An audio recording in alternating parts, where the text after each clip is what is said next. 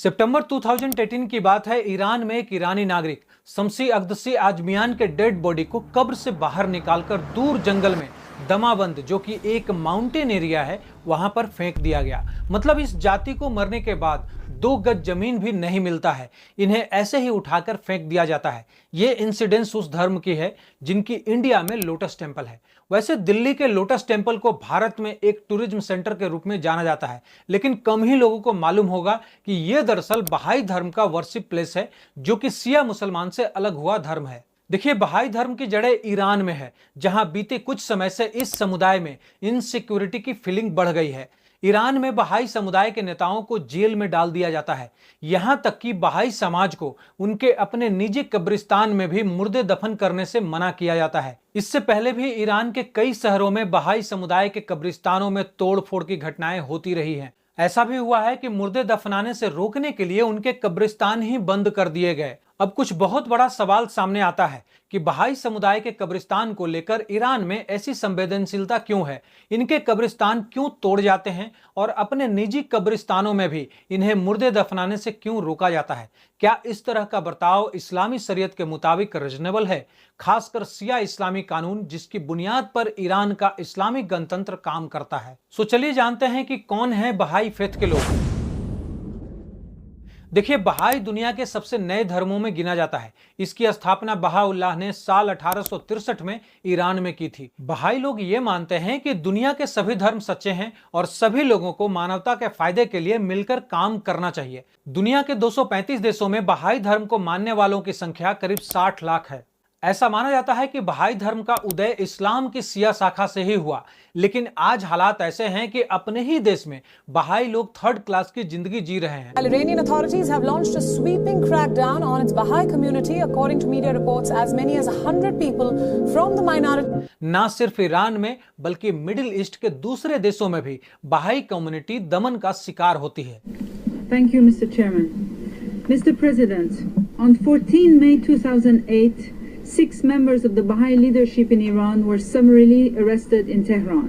Actually बहाई लोगों को उनके अस्पेशस सिमेट्री में मुर्दों को दफन करने से रोकने, उनके कब्रिस्तान में तोड़फोड़ और दफन लाशों को बाहर निकालकर फेंक देने के पीछे मकसद इस अल्पसंख्यक समुदाय को मिटाना और रोजमर्रा की जिंदगी में उनकी सामाजिक मौजूदगी खत्म करना है। बहाई समुदाय पहले से ही मुसलमानों के कब्रिस्तान में अपने मुर्दों को दफन नहीं कर सकते हैं और ईरान की नई घोषणा के बाद ये अपने सामुदायिक कब्रिस्तान में भी दफन नहीं कर पाएंगे, तो फिर उनके लिए डेड बॉडी दफनाने की कोई जगह ही नहीं बचती।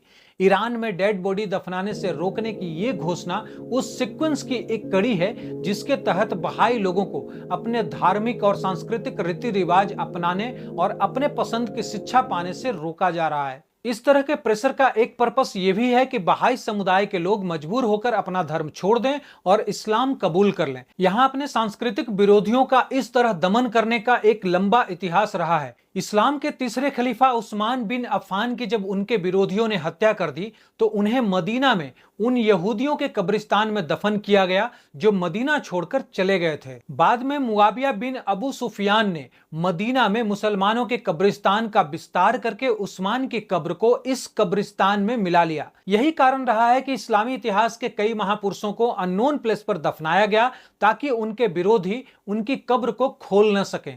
कब्र खोद कर मुर्दा निकालना इस्लामी कानून में भी ठीक नहीं माना जाता है और इसे मुर्दे और मृत व्यक्ति के रिश्तेदारों का अनादर और अपमान समझा जाता है। कब्र की खुदाई या कब्र को दोबारा खोलना उस स्थिति में सही माना जाता है जब किसी हत्या के मामले को सुलझाने में इससे मदद मिले या मुर्दे के साथ छीना हुआ धन छुपाया गया हो। लेकिन ये लोग इनको शायद इसलिए इतना परेशान करते हैं ताकि ये लोग अपना धर्म ही छोड़ दें। स्क्रीन पर दिख रहे 7 लोगों में से 14 मई 2008 को उनके घरों पर एक कोऑर्डिनेटेड रेड के बाद 6 लोगों को तेहरान में गिरफ्तार कर लिया गया और 7वें महवज सवेट को 5 मार्च 2008 को मशहद की यात्रा के दौरान गिरफ्तार कर लिया गया था। इसके बाद 7 को हफ्तों तक बिना किसी संपर्क के रखा गया, महीनों तक एकांत कारावास में रखा गया और 1 साल तक बिना किसी कानूनी सलाह के सलाखों के पीछे रखा गया।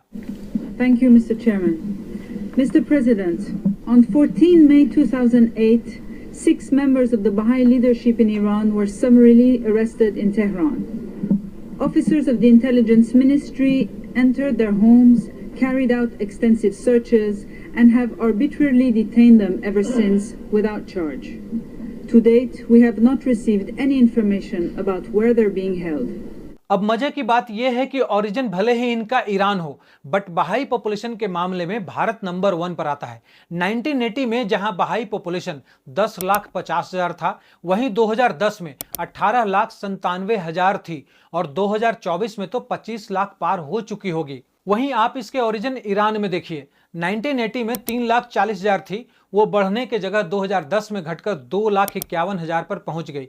सो ये कहना गलत नहीं है कि ईरान में बहाई कम्युनिटी को दबाया जा रहा है और वहां के मुसलमान यही चाहते हैं कि ये लोग इस्लाम अपना लें। आपको क्या लगता है और क्या आपको बहाई कम्युनिटी के बारे में पहले से पता था? कमेंट में जरूर लिखें।